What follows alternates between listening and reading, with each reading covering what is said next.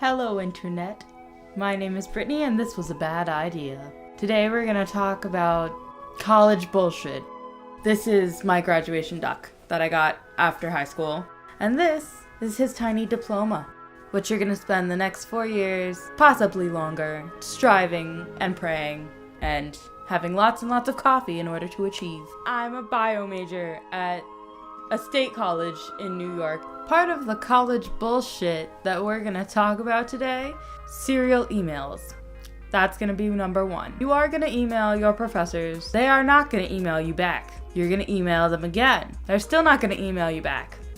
At this point, you're gonna wonder if you're in their spam folder. And you're gonna be very upset because if you emailed your professor, likelihood is you fucked up on something and need an extension. So you're gonna email them again, and if they don't reply, you're gonna show up to their office hours. Just be prepared. It's gonna happen. Some professors are good. Some of them will get back to you on the first email. Most likely not, though. Your professors are gonna all hand out a syllabus the first day of class. This is your Bible. Read the syllabus.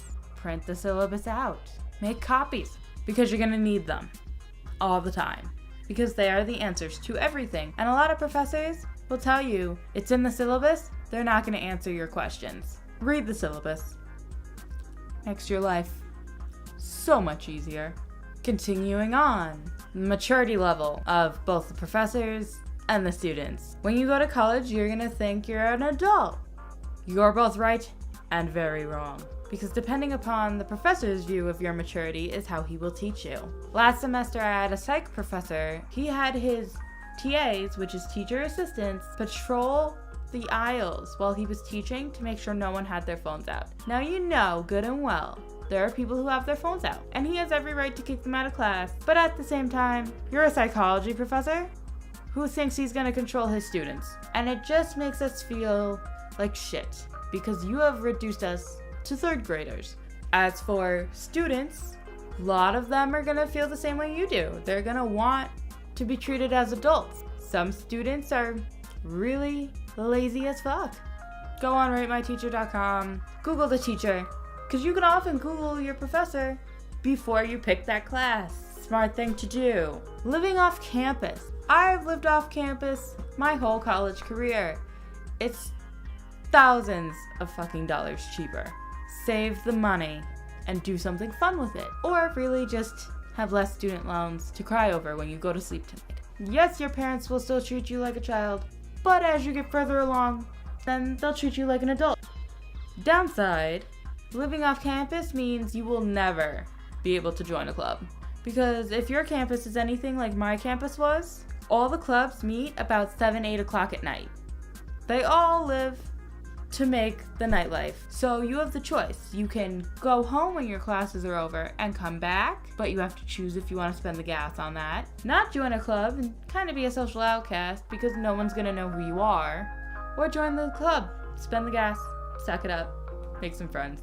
Maybe you could crash in their dorms that night, if they live on campus. Moving on to slightly less mundane things. You've always been told to read the textbook. But now we're really telling you, especially if you're a science major, read the textbook. Spark Notes are available for some things. And for boring ass books, I highly recommend them, if you can find it. But read the textbook.